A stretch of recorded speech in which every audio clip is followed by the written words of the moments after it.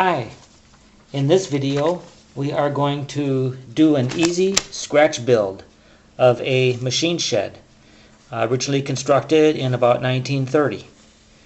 And the dimensions of our shed are 8 inches long and 4 inches deep, and the front is 1 6/10 of an inch and the back is about 1 inch high. And this dimension will give you about 4 really nice stalls.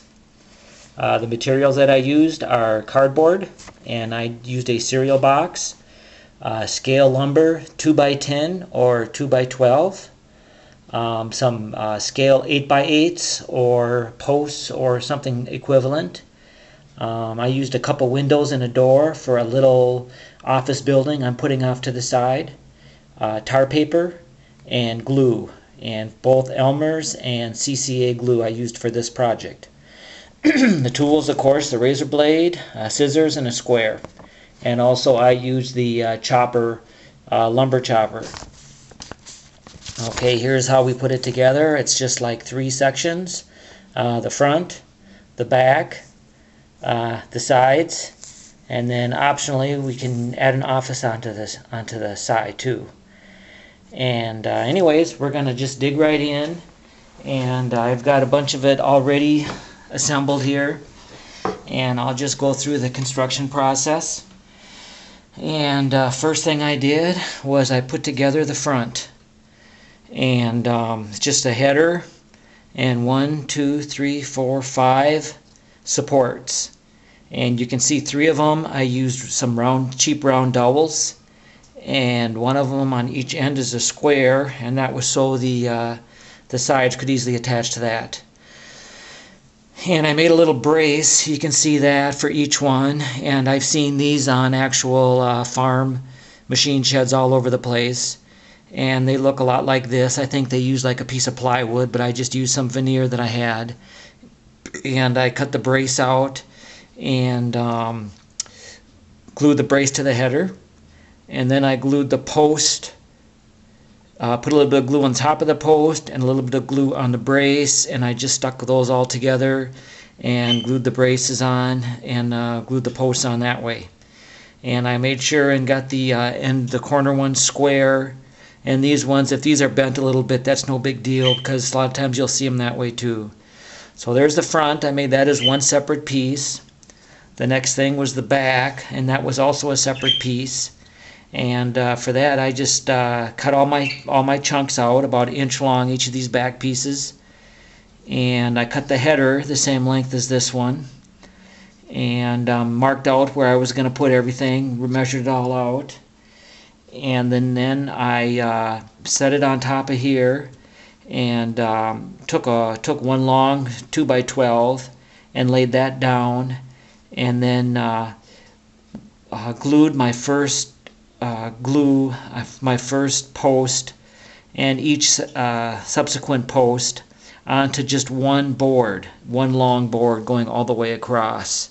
So you can see this top one doesn't have any cuts in it, and that was just so I had everything sturdy. And then I let that set for a little bit, and you can see that there is a board behind the header, and then there's a board behind each of these posts too. So the rest of them I cut so they were staggered, so it would look like a real shed. You know, they're not going to have 40-50 foot long boards, so we got staggered joins here, and I thought that would add something. It'd be painted, of course, later on. The end walls were just as easy to make as the back wall, except I didn't do any staggered joins on that. It's about 20 feet deep, and it's realistic to buy 20-foot long lumber.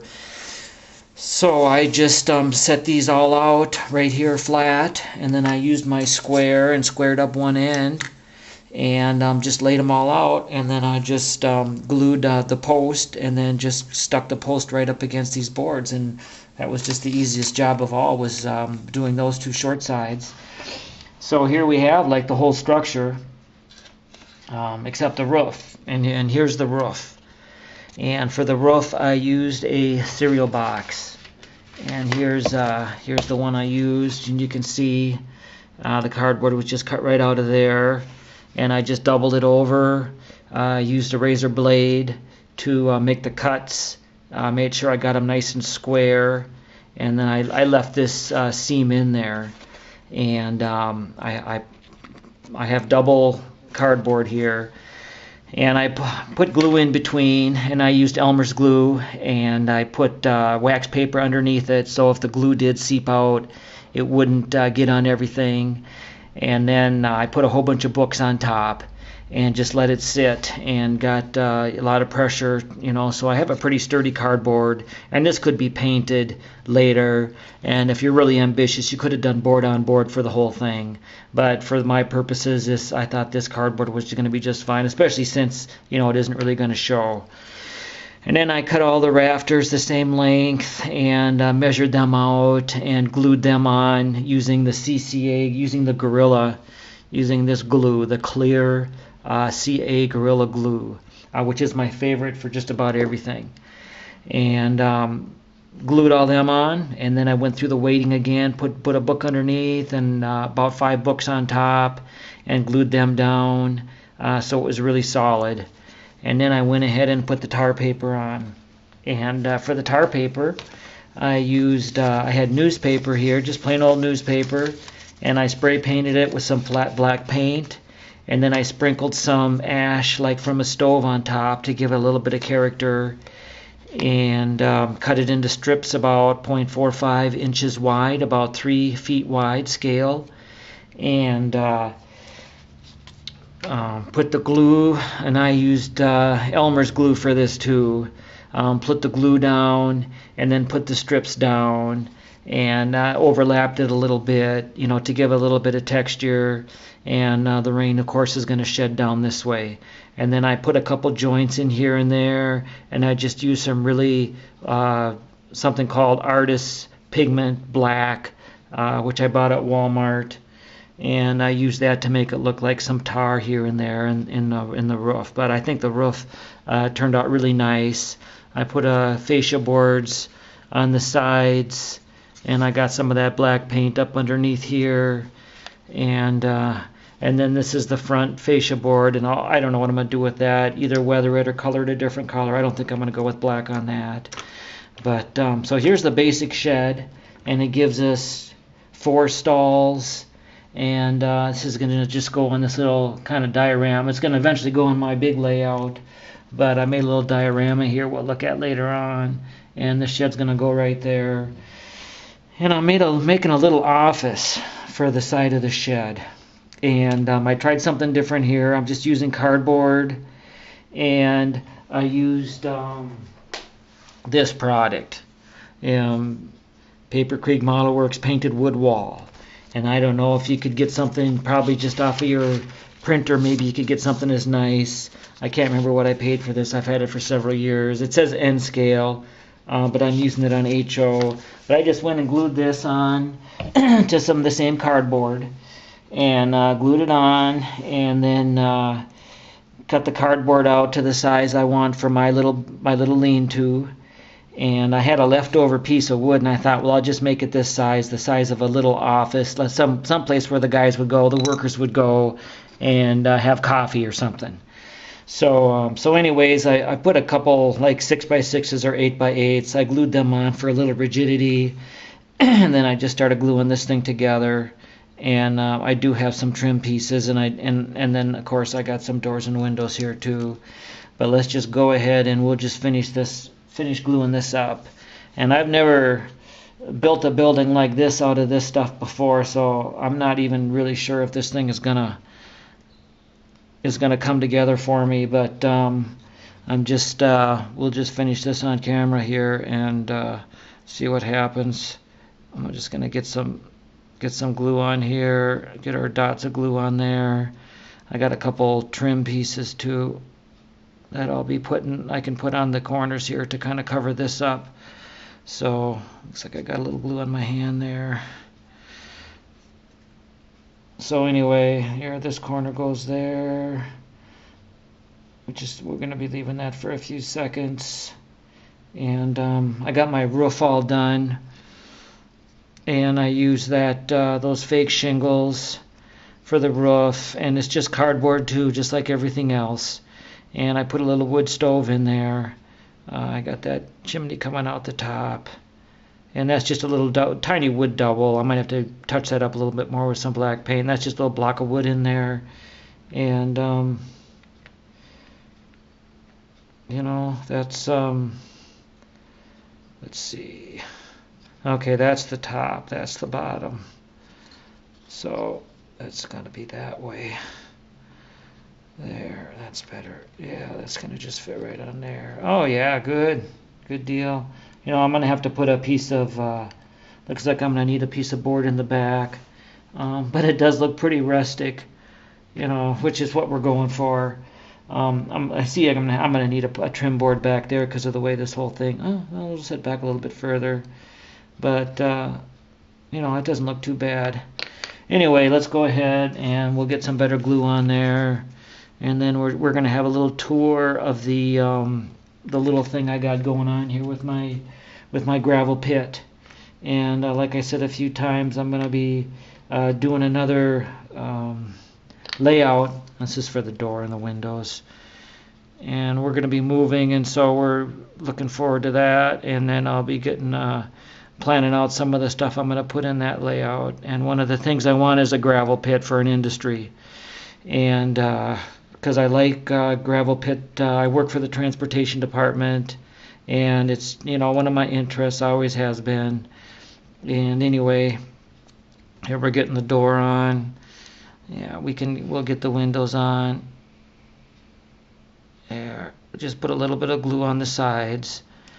And you know, if it's not enough, if these things pop out, it's no big deal, because I don't want too much glue on there. Make sure we get the bottom of the window down. That's a mistake I've made before. I fitted these already, so I knew that they would slide in there. Okay, this one, get a little bit of glue on the, I'm just putting a little bit of glue on each side there, and make sure the sill is on the bottom, and we'll just slide that thing into the slot. Yeah, that adds a lot to this, and I do have a little corner trim piece I can put on there too, but I can see it's kind of flimsy right now as it is. But I got these little, and you know, I don't know if I want to put these on now because I kind of want to get this thing on the floor if possible. And yeah, that'll work. Yeah, that's gonna, and for that, I'm just gonna get some glue on. I'm gonna put the glue right on the floor. I'm just gonna put it right here and here and here and across the front. And I'm not even really sure where everything is touching on this, but this is such a light thing, and I don't have hardly any money invested in this thing either, because there's not much to it. But I want to make sure and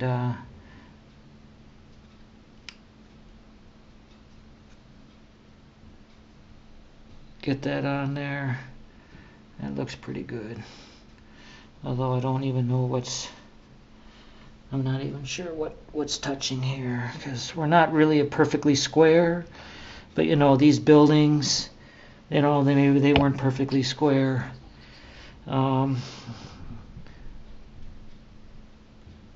That's gonna go in here. Let's get the wood stove right in the middle.